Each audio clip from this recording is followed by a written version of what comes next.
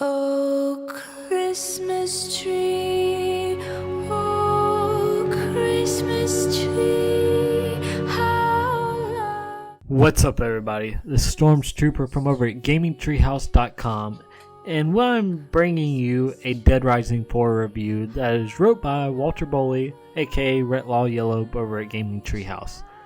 So, let's begin.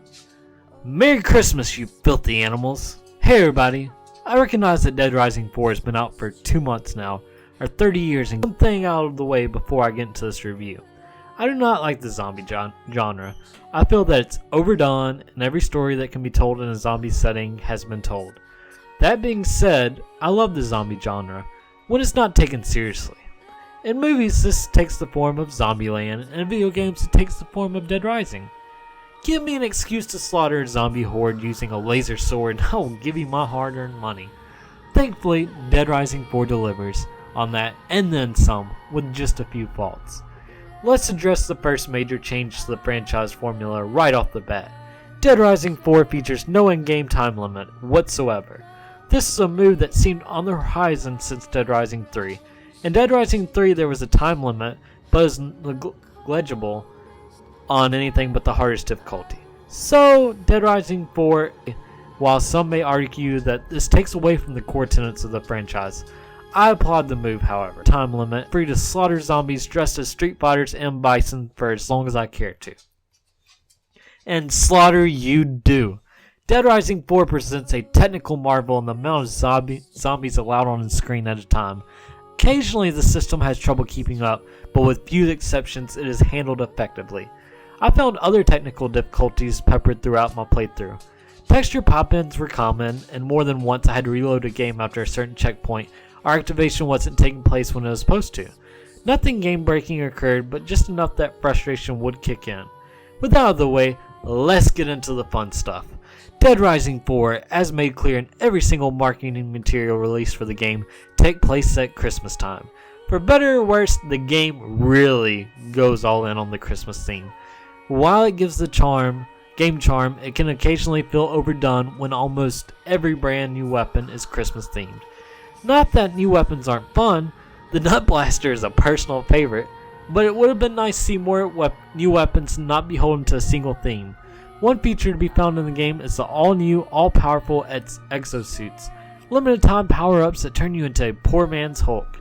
These suits are so all-powerful that even the game's deadliest enemies fall to just 1 or 2 hits.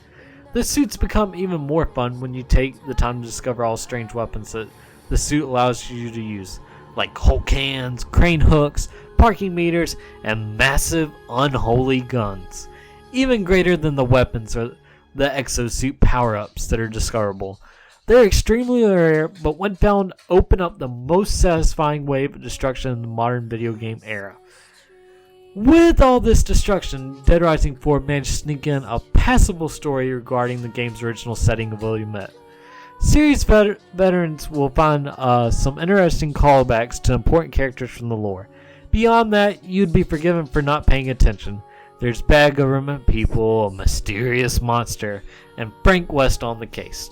That mysterious monster leads to what is by far the game's lowest moment.